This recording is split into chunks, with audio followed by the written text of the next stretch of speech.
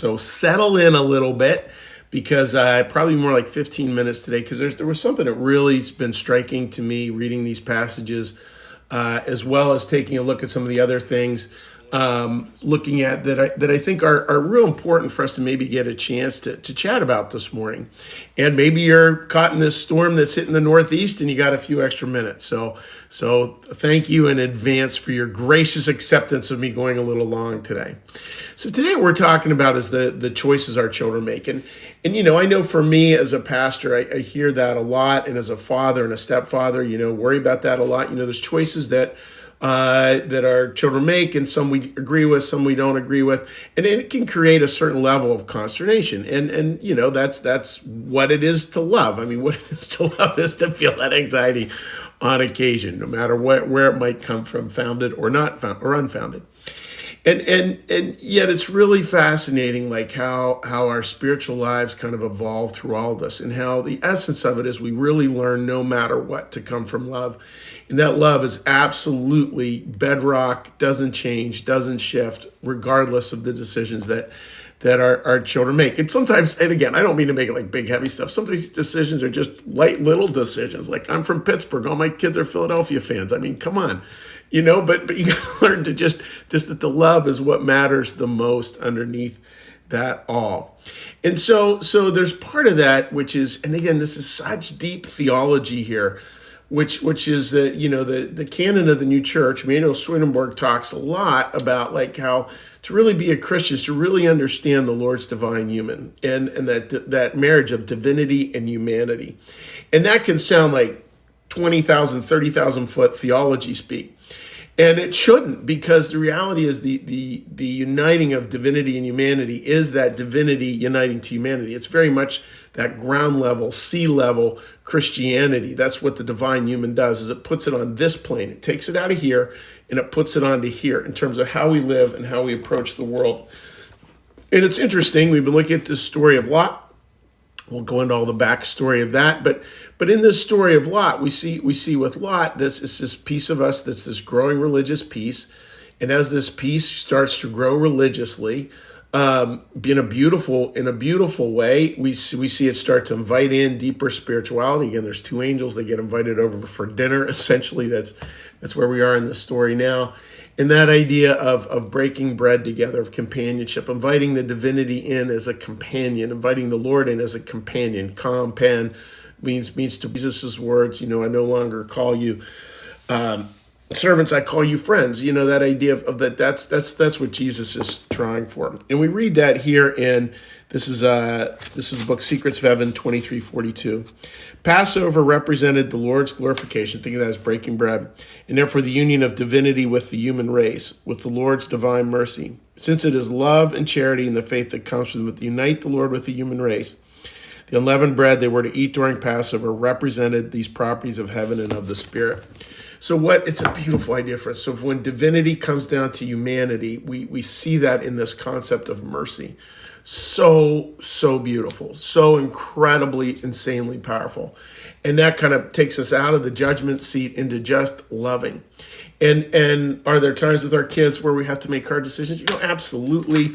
Will we disagree with the decisions our kids make? Absolutely. And you disagreed with, I'm guaranteed your parents disagreed with some of the decisions you made.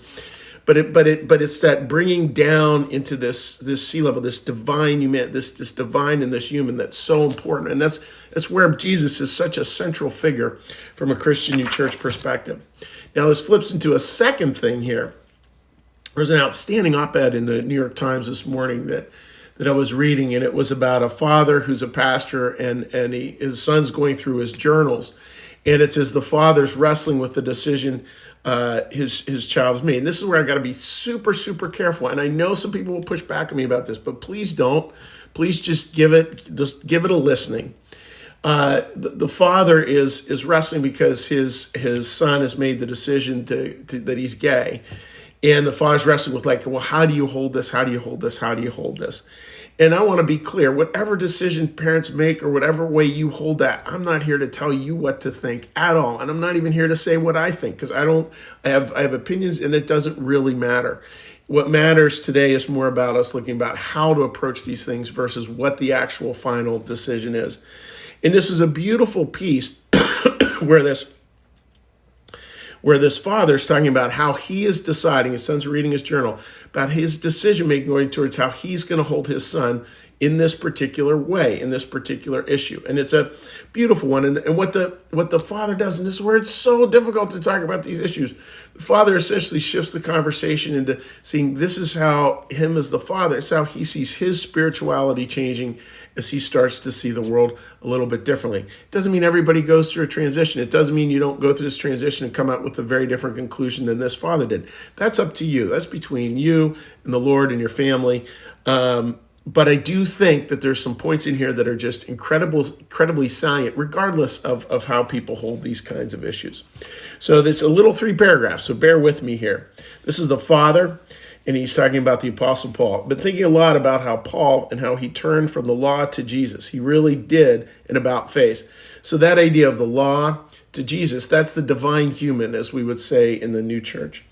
And now he says crazy things like the only things that matter is faith expressing itself through love in Galatians. Whoever loves has fulfilled the law in Romans. And love is the fulfillment of the law, also in Romans. And the entire law is fulfilled in keeping this one command, love your neighbor as yourself. So there it's coming back to the primacy of love, and he sees that more and more. Paul really just does want to move us forward to the core message and to let go of a lot of the other rules. Some of the stuff I've read has talked about biblicalism or foundationalism, with both seem to describe what I'm coming out of. So he came out of a very sort of law, very law and order kind of view of faith, which is very, very much part of life. And actually, it's a very important part of life to have that. Life and morality and God and religion were a lot clearer than it is now. And yet the strange thing, I've never felt closer to Jesus, more intimate, more interested, more willing to sacrifice for him, and more free to be a Christian. So Richard Rohr talks about spirituality for the second half of life. Swinburne talks a lot about the changing of the birthright, where we come back to first things first. That's what this is all about. So we shift from a truth orientation to a love orientation. That is a key transition found throughout the canon in our Christian New Church faith. It's actually pretty scary because people are going to judge me. People are going to proclaim that I've lost my faith and I will lose certain privileges. The issue will continue to be a lightning rod, but it's the understanding of Scripture in the second half of life issues that are really working. This is the critical part here, folks. Like, as we go, we will see things differently. Like, it just is how life is going to go. Boy, it makes me almost teary even saying it. Because that second half of life issues, that's where faith has moved from here to here. And it doesn't mean we're not using our brains. It doesn't mean we don't have rules, we don't have requirements, we don't have knowledge. It's just that the knowledge now is sort of encased within our heart. And what do we call that from a Christian New Church perspective? We call that wisdom. So we have this wisdom, which is the truth that grows out of love. It's not just truth in and of itself, because truth in and of itself would condemn everyone to hell. And that's almost a direct quote. I don't know if I quite have it directly, but that is a quote in New Church theology. If we just come from truth, everyone gets condemned to hell. And here's this beautiful thing. He said, oh yeah, I see this shift, second half of life. And if that interests you, I strongly recommend Richard Rohr's book, Spirituality for the Second Half of Life. And we've also done some series on it from a Christian New Church perspective. All right, let's keep going here. Then he says, Father, have mercy on me. Again, friends, remember when that divinity comes down to humanity, as we saw from our Cana Celestia Secrets of Heaven book there, when that divinity comes down to humanity, what's it seen with? It's seen with mercy. There's a direct one right there. Help me be nothing but gracious and believing and loving. And this next line, so critical. I don't want to have a big agenda for others. I think that is wonderful. I love that line. I don't want to have a big agenda for others. And I love the subtlety of it. This guy's a very talented pastor, because I don't want to have a big agenda. It doesn't mean you don't have an agenda. Of course you have an agenda for your kids. Of course you want them to grow in a certain way. You want them to have certain things happen in their life. Of course you do. That's good. You love your kids. Of course not. You don't have a big agenda for my kids because you don't love them. And that's totally fine too, and yet our kids, we tend to have these big agendas for, and he's just saying, don't have the big agenda. I think you can have an agenda, just don't make it the big agenda. And that's a beautiful way to put it. I just want to follow you and help others do the same. That is beautiful theology. Don't have a big agenda for others. follow the Lord, help others to do the same. Very simple. Very, very, very simple. So friends, this is just a way to take something and just like mull it over. And please, I'm not interested in, I know anytime I do something on topics around homosexuality, it's inevitable you get hit from both sides. Not interested in that. Please don't leave comments to that effect. Don't call me. Don't send a text message. Not interested. What I think is interesting is how we can move forward in a third way, regardless of what your position is, regardless of what my position is. Just that idea of keep coming back to love, keep coming back to love, keep coming back to love, keep coming back to that wisdom. And that idea that as we're looking at the choices our children make, that notice how we shift along with it in that beautiful shift from first half of life spirituality to second half of life spirituality. And how, strangely, like a lot of the things that we had as sort of the priorities in the first half shift in the second half, and that's how it should be. As is said in many new church circles, truth is first in time, good or love is first in end. Love was always the priority. It didn't show up first. Truth shows up first. That's how it should be, and we don't want to skip over that truth part. We don't want to negate it. We don't want to erase it. It's all very important. It's foundational, as a matter of fact, and the priority is moving towards this place where love is preeminent. That's what we're here to learn, the ways of love.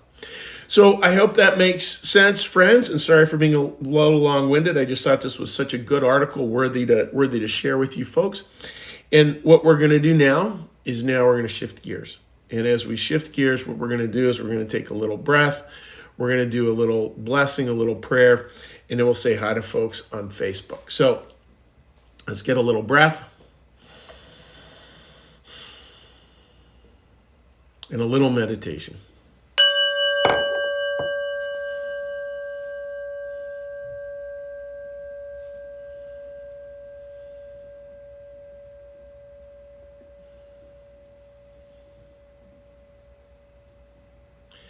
Be still and know that I am God. Be still and know that I am. Be still and know that I. Be still and know that. Be still and know. Be still and be still. Be.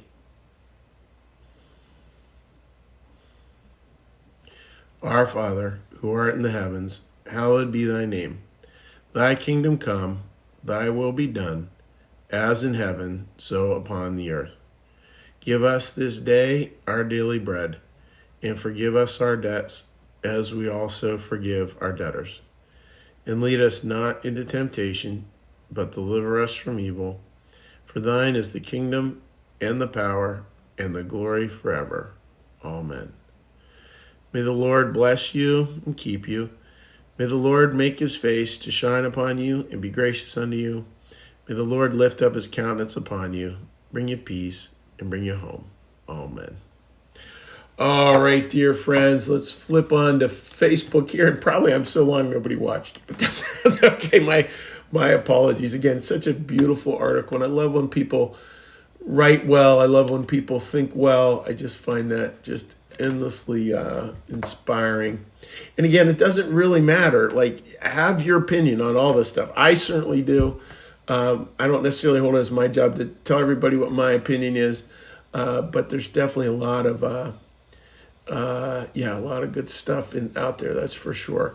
Mandy, feel better soon. I hope so, Mandy. This thing has been a drag, and thanks for the message. You're very welcome, my friend. Marcus, good morning to you, buddy. Hope you're doing quite well.